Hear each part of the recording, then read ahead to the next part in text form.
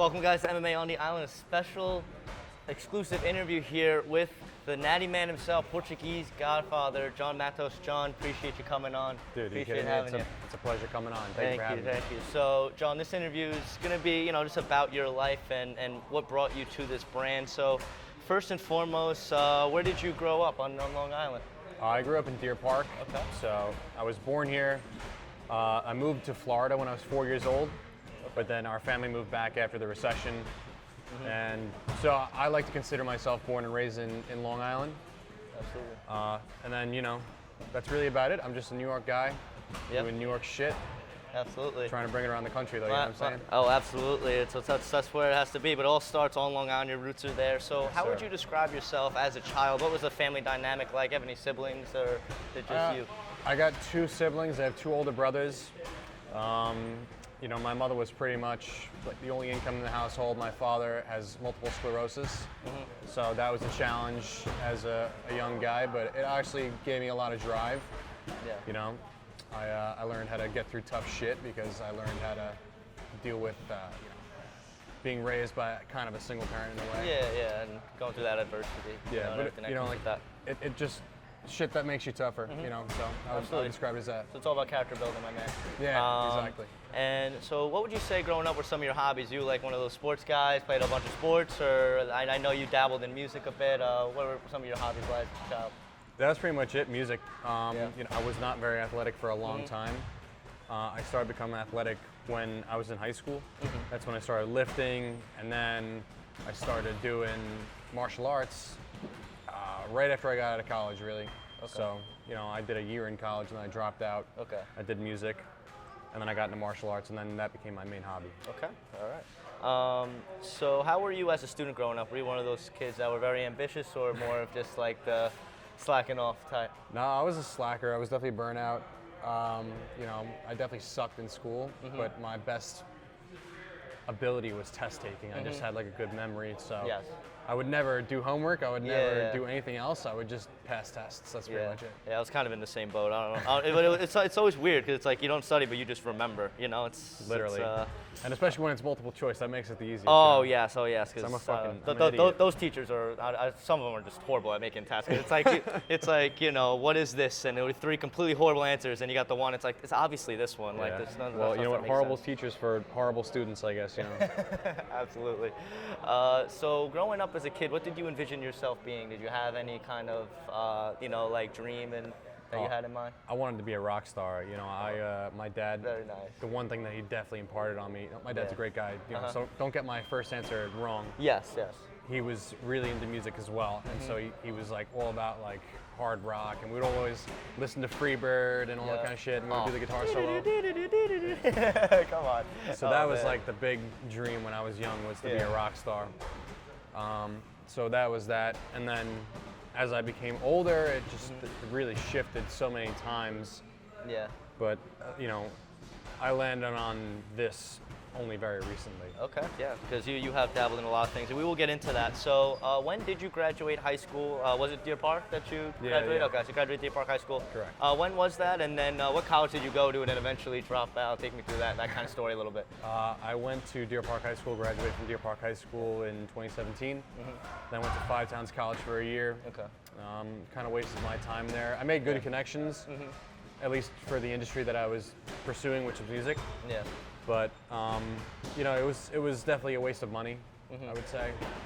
So I would say that if you have a goal, maybe you can use college as a tool for connections, but I wouldn't. If you feel that it's truly not worth it, I would say definitely don't pursue it full time. Absolutely. And kind of stay ahead of the race. Yeah, and especially because it's such an expensive investment. If you're going for something where that doesn't really make sense, then I'm 100% on the same boat as you. Oh, yeah. So when you dropped out, what was the plan? I know that we'll get into your music and stuff like that in a second, but what was that the plan? Was it to just pursue that dream of being a rock star? Yeah, I was in a band, and we did some cool stuff. We won this competition through Dunkin' Donuts, actually, funny enough, and we were just playing gigs, doing cover gigs, and we had like 4 originals or something like that, nothing crazy. And then, long story short, we were performing, but we weren't just like getting along. All great guys, we're all very good friends, but weren't getting along in the band. So I told them I was going to go off on my own. I was going to move to Portugal and just pursue the music thing on my own. Wow. I booked a one-way ticket to Portugal. Wow. You know, I was just saving money working as a waiter, and then pandemic hit. Oh my goodness! So that was the plan, like right, and then when was the flight booked for? July 22nd, 2020. Wow, wow. So you were just a few months away. Yeah, dude. Literally March, whatever, it all ended, and then that was it. You know, I released some stuff on my own, and then I was working for my uncle's company, just doing some woodwork, and I hated that. So yeah. So would you say, so music, you said your dad was your biggest inspiration, right? I know you play the guitar personally. Was your dad really the big motivating factor that led you to being someone who's so entrenched in music? 1,000,000%. Okay. I mean, yeah, I mean, there's no better way to say it than 1,000,000%. He really is that rock, that foundation for that music. Absolutely. So when did your band, the Away for the Day band, the one you alluded to, when did that start? Damn, my guy did his research. Oh, I listen. That's every interview I've done. They're like, "How do you know that?" I'm like, "Listen, Sheik, I knew you were born. I forget what country Sheik was born in, but it wasn't the U.S." And he was like, "How did you find out?" I'm like, "At my waist." But that's my man. So funny. No, we started in 2018 when we won that competition. Really.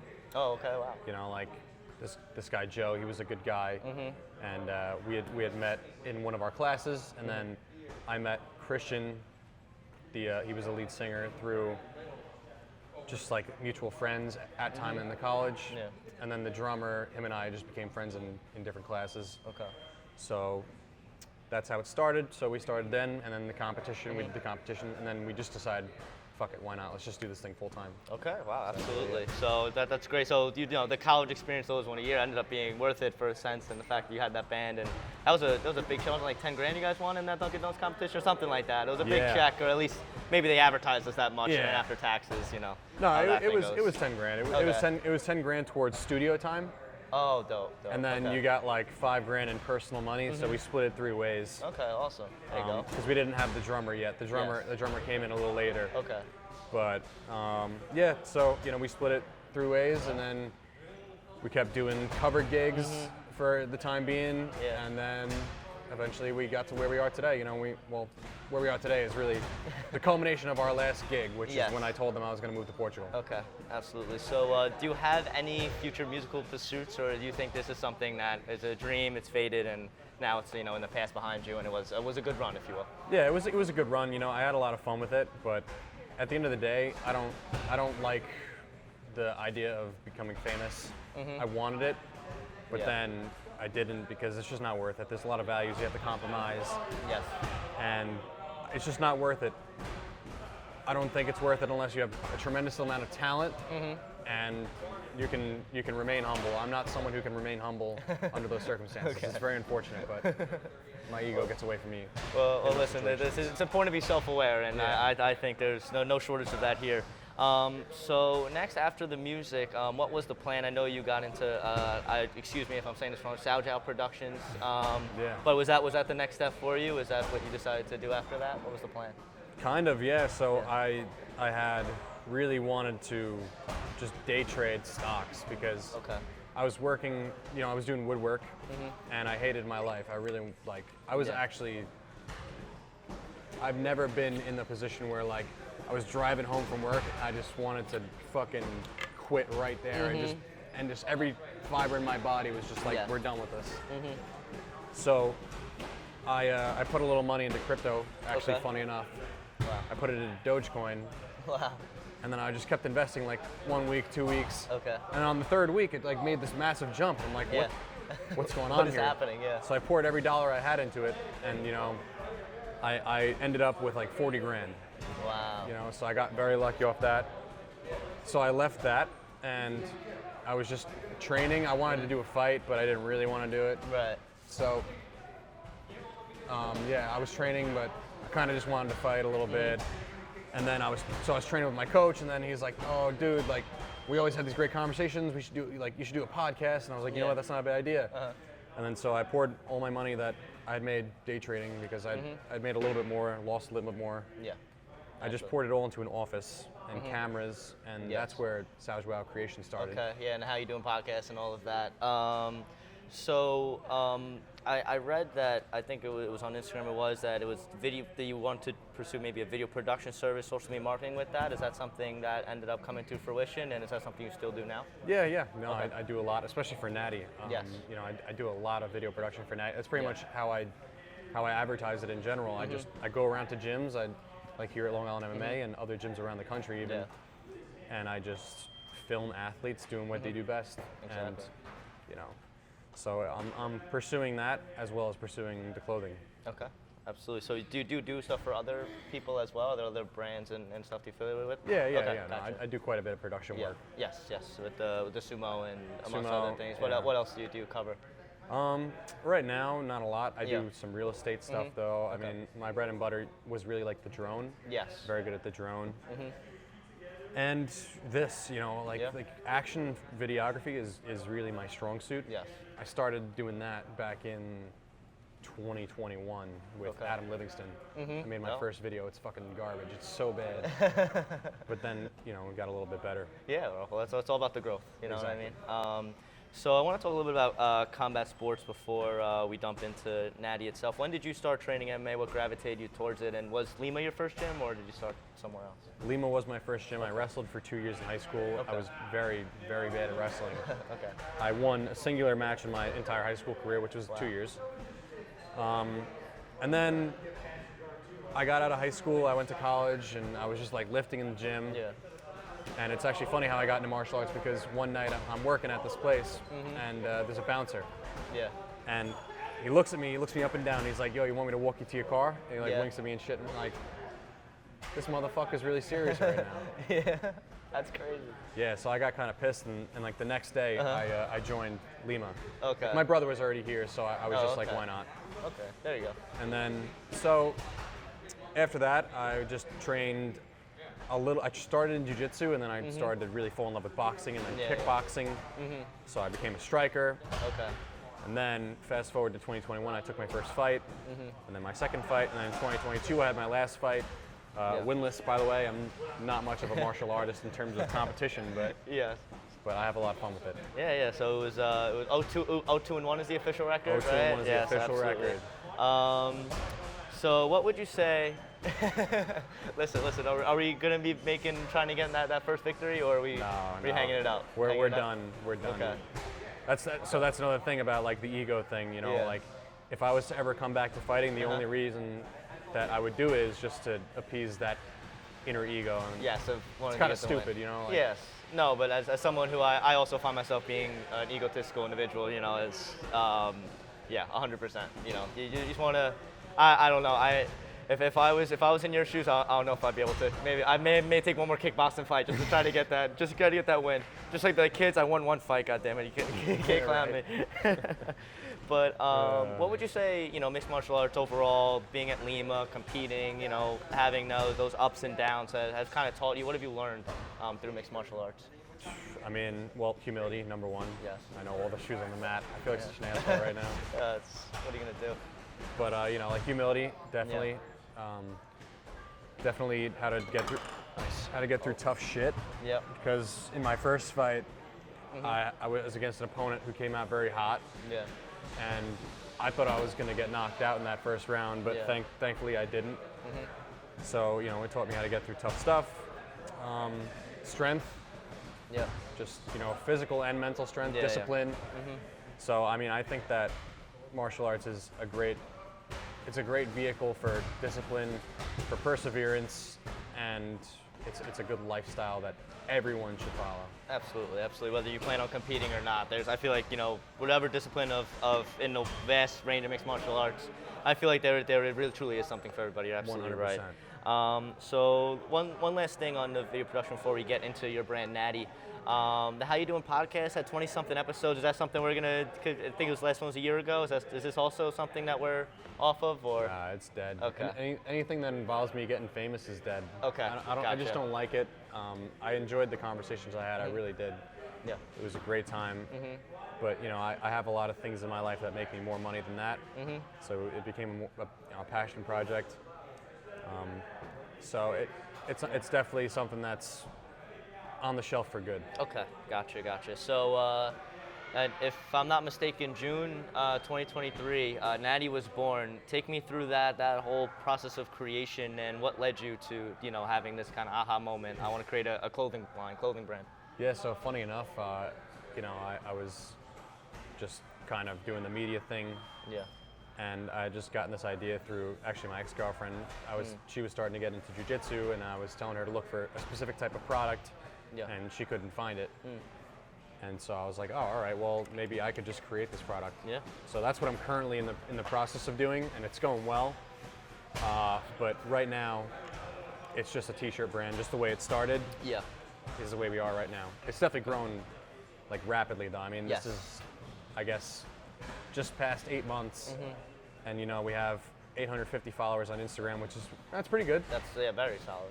We're a big sponsor at Flex Fight Series. Yep. We've done a lot of collaborations with some UFC fighters, and I think that my sponsorship model from the start has been my biggest asset. Yes, and take me through that. How do you feel? What has been your strategy, marketing, and sponsorship, as you mentioned? And do you feel like that has led to the biggest reason for your growth? And what are the factors you think have played into its kind of rise and popularity? It's just 8 months. This is a newborn baby we're talking about. Yeah, no, it's definitely an infant. And to answer the second question of if you think that was my biggest, what's the word? I guess reason for growth. Yeah.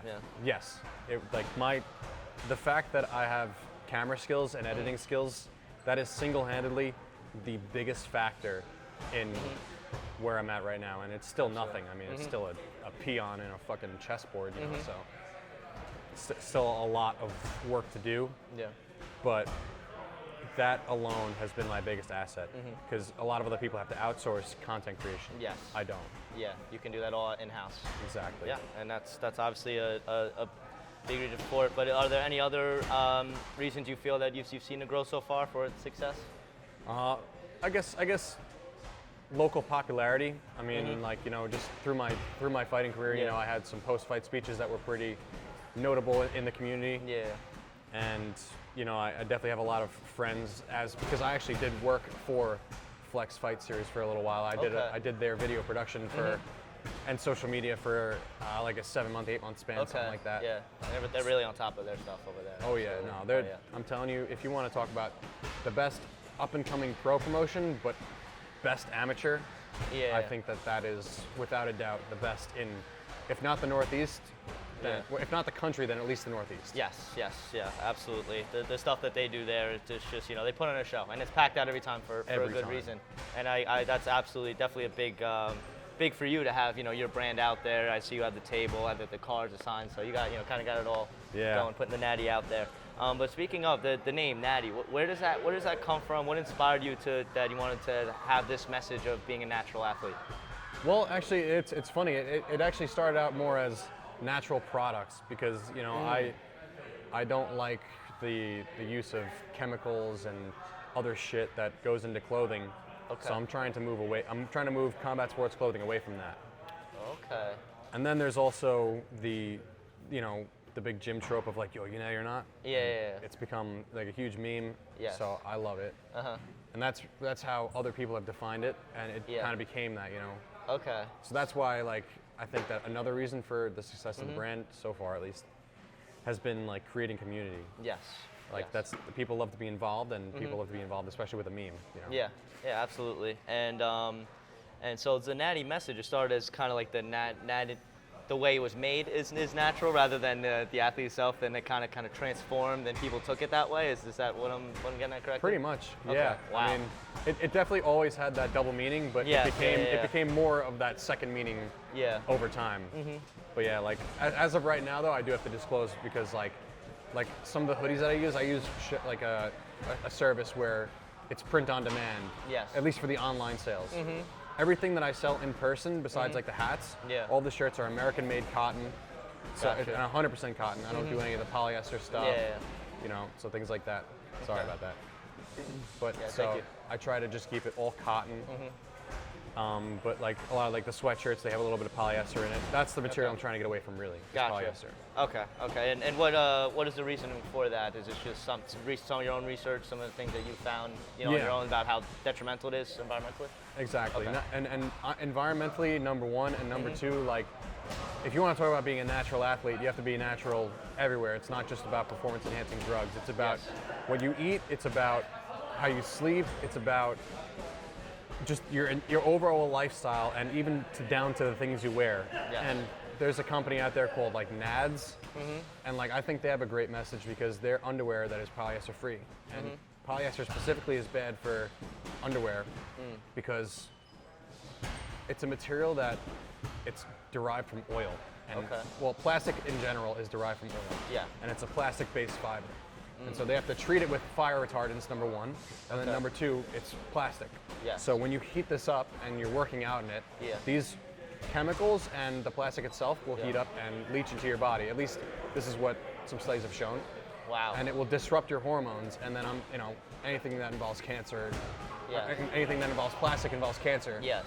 So I don't think there's any concrete research on that yet, but I'm sure there will be. Yes, and I mean, I feel like it's a dummy question to ask just because it's pretty obvious why we're not hearing about this, just because everything's made of it, and and these big companies want to keep using it because of course it's cheaper. So exactly. I mean, it's a good way to get rid of oil byproducts. You know what I mean? Yeah. Okay. Got you. So what would you say? Back to Natty, is the goal of the brand? What is your big picture goal for it? What steps have you taken to achieve it, and what would you say still is in the works? I know you said you have some special material, something like that on the line. You don't got to disclose that, obviously, but yeah, no problem. No, I mean, I guess the biggest thing for me is just going to be growing the brand to the point where it's a household name, and when I do launch my product, it's associated with my brand, because at the end of the day, listen, I'm always transparent, I'm always honest, even if it's to my detriment, but the material that I'm going to be using is not proprietary. Okay. And so anyone could do it, anyone could copy it. Venom could copy me tomorrow. Yes. If they wanted to. So, but I just want my company to be the number one company associated with this product, because we will be an innovator with this product. Okay. So when should the people be expecting this product to launch and be released and be available? Hoping the summer. Okay. That's optimistic, but I'm hoping the summer. Okay. And it's going to start off with rash guards, and then fight shorts, and then we're going to go from there. Okay. I'm looking forward to it. Thank you. So let's get more into you as a person now, unless you have anything else to say about Natty. I think we've touched all our bases there. Obviously you're very religious, a Christian. What would you say led you to Christ, and how influential is Christianity in your day-to-day? It's definitely a massive influence. Well, what really led me to the faith was actually, funny enough, growing up, my mother was very religious. My grandmothers were both very religious, and I didn't really believe in it too much as a young man. And as I got older, I rejected it a lot because my mom tried to push it on me, as any mother would do. Yeah. And then my grandfather died, and so I started to experience, certain things in my life after that, like that I felt were from God. Yeah. And then it led me just down the path, and like every little bit, I felt God leaving me breadcrumbs. Yeah. And the more that you look into those breadcrumbs, you follow them, the more you'll find God. Yeah. And so I would say that, my journey has been definitely not unique. Yeah. It's something that a lot of people go through very often when they start to find Christ. Yeah. And it's definitely changed my life for the better. I have become a more disciplined person overall. I definitely fail a lot, and that's the whole point of Christianity, is to fail a lot. But I have realized that my failures are normal, and it's okay to recognize your failures, and it's okay to fail, because at the end of the day, there's always another chance to improve. Absolutely. I think that's amazing, and I honestly feel I've had a very similar trajectory as well in terms of my faith, and kind of rejecting it at first, but starting to see those breadcrumbs. I think that was a great analogy there. But what would you say overall is your biggest inspiration, motivation, and for all the passions that you pursue, just in life in general? Well, I mean, my oldest brother and I, we're very family orientated, and what I really want to do is to buy my family a farm, and I want that to be our home base. I want to have an area where we can all live and thrive, and that's what the end goal of this really is. It's to build this thing to the point where I can sell it one day maybe, or make a lot of money off of it, and then disappear. Yeah, kind of, I guess. Right? I mean, I feel like that's the dream. But as a self-described entrepreneur, I have to ask, Portuguese Godfather, where did that come from? Well, it's something that really came about in the training room. I was fighting, and my first fight name was kind of stupid. It was Johnny Cash Matos. Johnny Cash, okay. Mad cheesy. Yeah. And then I was just running through things in my head. Yeah. And I had used this before, like the Portuguese Godfather. I remember, I feel like I captioned a picture with it or something like that. And I started bringing it up, and then everyone was like, "Oh shit, that's actually kind of gas." Yeah. And I used it for my next fight, and then it kind of just went from there. It's stuck, absolutely. So what would you say are some of your short-term goals? Could be in life, could be with Natty, or just in general, and then take me through. I mean, I guess you kind of already addressed the big picture. So I guess maybe some short-term goals for yourself. Yeah, short-term. I mean, I really just want to make Natty at least known around the country. Personally, I want to get healthier. I've definitely gotten off the beaten path a little bit in terms of my discipline. Yeah. And that's a huge thing. Other than that, just building my life. Doing what I do with the production, improving my gear, improving my product, and eventually getting those big-term goals set up, those long-term goals set up. Absolutely, just setting the building blocks for the tower. And would you say there are any other entrepreneurial pursuits on the horizon, or are we fully entrenched in the Natty, and this is what we're doing? Oh, I mean, I guess you got the video production as well. But is there anything else on the horizon? No, definitely. Okay. Definitely. Like I said, I want to make Natty not only a clothing brand, but I want to make it a wellness brand in general. Yes. So my current girlfriend and I, I love this girl. She's amazing. Yeah. And her and I are very similar in the fact that we like holistic products. Okay. And so one thing that I really want to do is like beef tallow, sunscreen, and like face oils, and like all this other kind of wellness-based product niche. Yeah. Kind of stuff, you know what I mean? No, very nice, very nice. Last question: is there anything else that we may have omitted that someone should know about the man himself? No, not about me, but what I would say is about like success. Yes. Well, first off, I can't really speak much because I'm nothing right now. I'm very, very small.